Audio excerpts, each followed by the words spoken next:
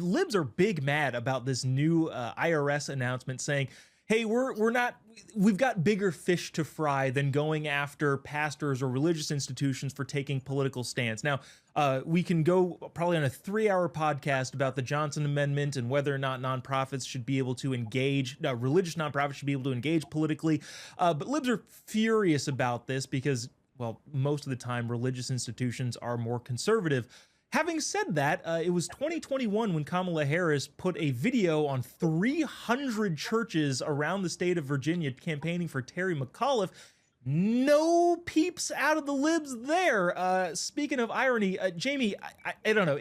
Is this a hill that is worth dying on for libs, considering the fact that they break all of the rules that they're now mad about not being enforced? Yeah, I mean, I think this is an example of something that could come right back around and bite them in the butt.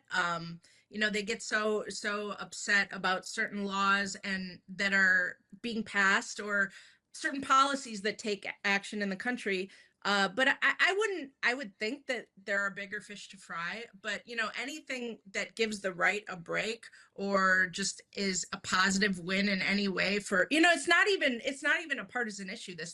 This action, but because most religious groups are conservative leaning, now they have a problem. But no, I think that they should probably focus on other things like bringing their love of America back up from plummeting levels.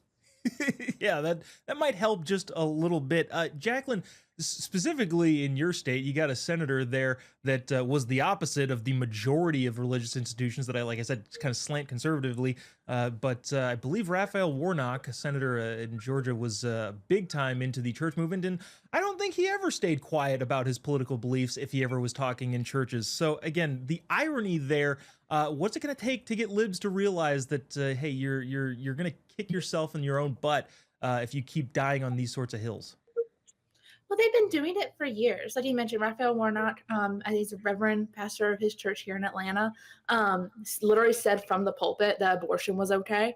But I mean, I'm from a small southern town in Georgia, and every election year, there's always the march to the polls, right? The local African-American person running for office is going to those small African-American churches and literally walking to the polls on a Sunday afternoon where they have early voting available.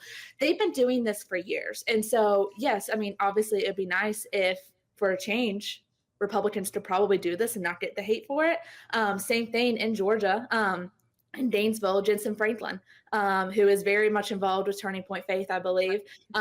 He, I think, teeters that line historically very well to where I know he got a lot of hate for things that he was saying during sermons. But again, if the radical left can do it and say god awful things from a pulpit, why can't we actually promote what true values are for the Republican Party? There is, yeah, and again, at the risk of diving onto a much bigger conversation, there's a guy out here, Pastor Jack Hibbs, who has been baiting the Supreme Court to take this up because he thinks the Johnson Amendment is unconstitutional, and I happen to agree with him. But yeah, it'll get really interesting to see on the constitutionality of that on the long term. But in this particular instances, yeah, it is interesting that libs are freaking out about this so much.